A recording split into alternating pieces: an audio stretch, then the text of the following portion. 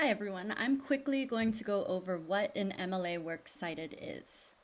So you must be thinking, what is MLA? Well, it is an acronym for Modern Language Association, and it's used in humanities classes like history and English. Basically, it's a style guide that tells you how your paper is supposed to be formatted.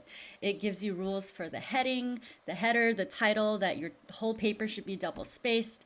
It dictates the way your in-text citations look like, but today I'm just going to go over the Works Cited page.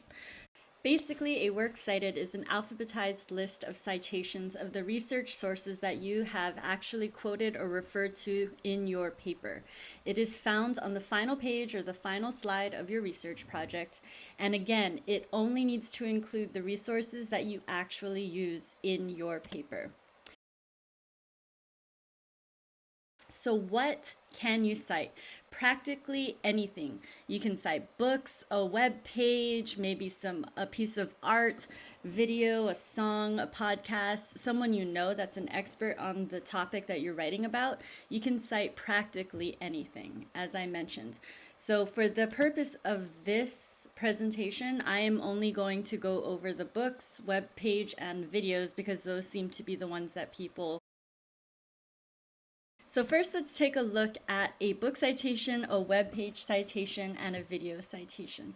Here on the screen, you can see in green that they all kind of look alike. They all start with the author's last name and then their first name. And then you have the title of the book or the article or the video.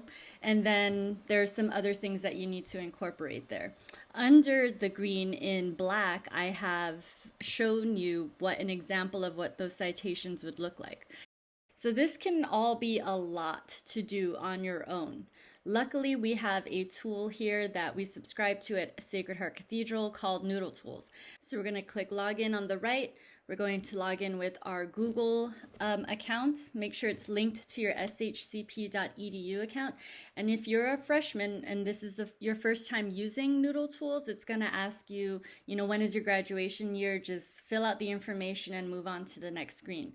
You're going to find this page called the projects page. I want to make one really quick though, so I'm just going to hit new project. I'm going to name it TFA for Things Fall Apart. I'm going to hit MLA and I'm going to stick with an advanced setting. So I'm going to start off with citing a video. I'm going to hit my sources tab at the top. I'm going to click on new source, website, and video clip.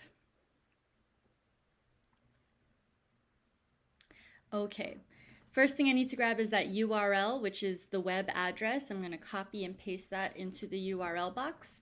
And then I need to find the date of publication. That's found under your video. It's the date that they posted it to YouTube.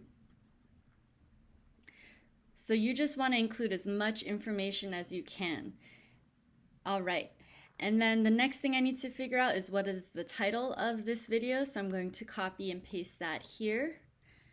And we're not quite done yet. We need to name the website that this is uploaded to. So it could be YouTube, it could be Netflix, Hulu, whatever it is you're using. And then again, who published or who posted this information in this case. And that would be the username of the person or the company, the group that posted this video. In this case, it's Crash Course. And that's it. I click save, and here is my beautiful video citation. The next thing I want to cite is the book I am using. In this case, it's Things Fall Apart. I'm going to click on New Source. It's a print material. It's in my hand, so I click on that, and I click on Book. This is super easy to do. So at the top, it says import. I'm going to say import this title, Things Fall Apart, and I'm going to conduct a search. I'm going to select the record that matches the book that I am using. Once I find that, I'm going to click on Import Selected Source. I'm going to hit Continue, make sure the information's correct, and voila, it's auto-filled it for you, and you just click on Save. Next, I'm going to cite a web page. Okay, so here we go. This is the web page that I found that refers to Things Fall Apart and how it's used in hip-hop. And the first thing, again, I'm going to click New Source. I'm going to click on Website and then Web Page. Once I'm there, the first thing it's going to ask me for again is the URL, the web address. So I'm going to copy and paste that URL very quickly, and I'm going to hit Control V, paste it in there. The date it's published, okay, there it is, March 15th, or is it March 18th, 2019. Okay, and then the next thing I'm going to do, again, if there is an author, you really need to include that. So it's first name, last name, Christopher, and the next thing it wants is what is the name of the web page or article title. That is what is the name of the article itself, okay, not the website, but the web page. What is the particular page on the website? The website itself is Literary Hub. I can also tell that by looking at the URL in my web address, and that will give me a clue as to what the website is as opposed to the web page. And the next thing it wants to know is the publisher. Down by the copyright symbol, I see that it's the same as the name of the website. So I don't need to double that information. I can just leave it blank. I tried to save, but it said, hey, what is this contributor? They are the author. So I just went and hit that, and then I click save. If you're citing something else, just make sure that you look for whatever type of material it is that you are citing. It's not too strict, so just try your best to find what fits best and fill out the information as best as you can. That's all that matters. And now the last thing we need to do is we need to get that beautiful Works Cited page generated for me so I can copy and paste it to the last page of my paper. So to do that, I make sure I'm on my sources page. So then I'll click print export to Google Docs. And what that does is it generates a perfectly formatted Works Cited page.